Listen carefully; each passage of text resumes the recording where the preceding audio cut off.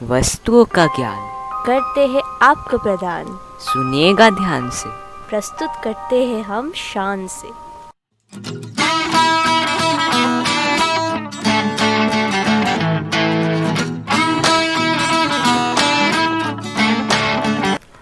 क्या कर रहा है भाई? कुछ भी तो नहीं दीदी। फिर तेरा मुंह क्यों लटका हुआ है? वो मुझे लगता है कि शायद गैस हो गया। किसको? अरे मुझे और किसको, वो चावल की वजह से शायद। ऐसा नहीं हो सकता, ये गलतफहमी है। चावल में फाइबर कम होता है, गैस नहीं हो सकता उससे।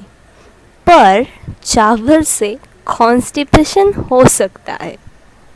ओह, मैंने सुना है चावल से एनर्जी भी बहुत मिलती है और उसमें कार्बोहाइड्रेट और कुछ प्रोटीन भी होता है।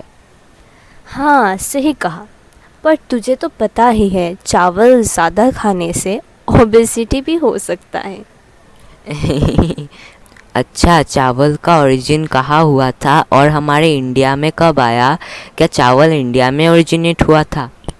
उफ, रुको रुको बताती हूँ, एक एक करके सब बताती हूँ, सब्र रखो।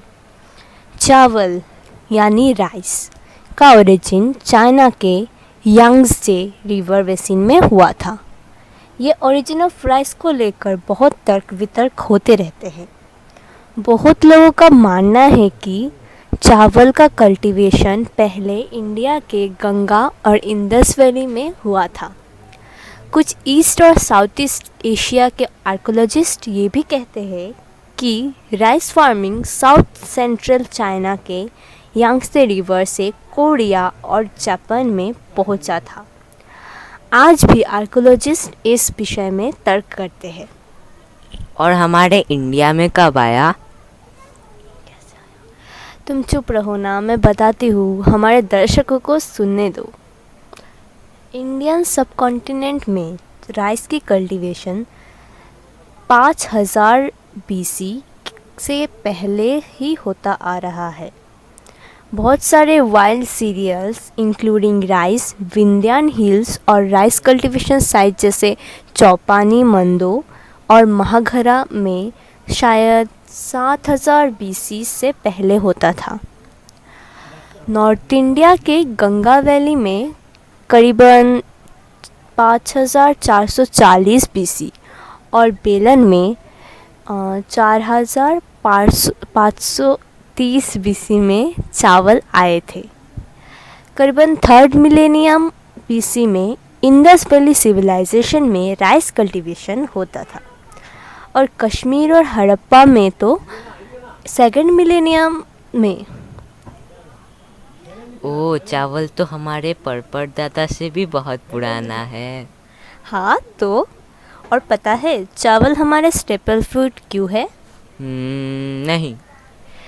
चावल पौष्टिक होने के साथ साथ सस्ता भी होता है और कम रिसोर्स में इन्हें उगाया जा सकता है और चावल को हम बहुत लंबे समय के लिए रखा भी जा सकता है।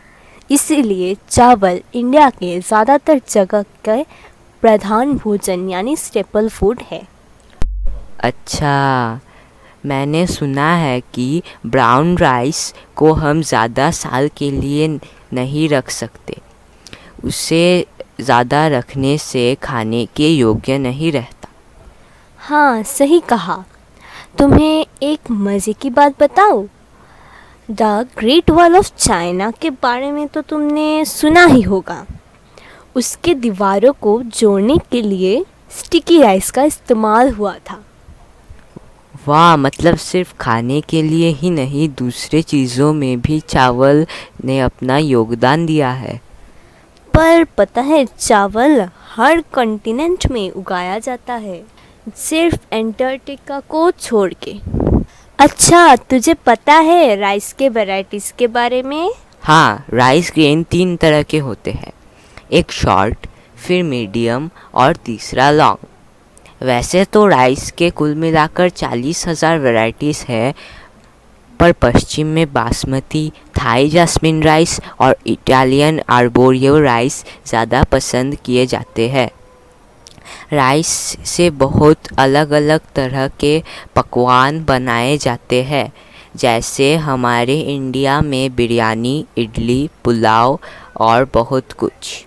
दूसरे देशों में भी चावल से बहुत तरह के पकवान बनाए जाते हैं, जैसे इंडोनेशिया में निसी गोरियांग, इटाली में रिज़ोटो, फिलीपींस में चिपोटलियो, चाइना में जैस्मिन राइस को यूज़ करके बहुत स्वादिष्ट पकवान बनाए जाते हैं। राइस एक सामान्य सा खाद्य सामग्री होते हुए भी इतने विशेषता, इतिहास और गुण सहित है। हाँ, सही में हमारे भारत में चावल को सुख समृद्धि की देवी लक्ष्मी जी का प्रतीक माना जाता है। जापान में चावल को सूर्य देवता अमतेरेसु ओमिकामी के साथ जोड़ा जाता है। थाईलैंड में लोगों को चावल के फसल में पैर रखने से मना किया जाता है, क्योंकि उनका मानना है कि उनकी देवी मई पोसिप को मदर ऑफ राइस भी कहा जाता है और चावल उनके लिए पवित्र है। अच्छा, अच्छा, राइस से जुड़ी बहुत सारे त्योहार भी मनाया जाता है, जैसे पोंगल। इसके चौथे दिन को चावल की कटाई होती है। पोंगल भी एक तमिल शब्द है जिसका अर्थ चावल को पकाना होता है। सिर्फ इंडिया ही नहीं, बाली में भी चावल की कटाई का उत्सव मनाया जाता है। अच्छा दर्शकों, आज के लिए इतना ही।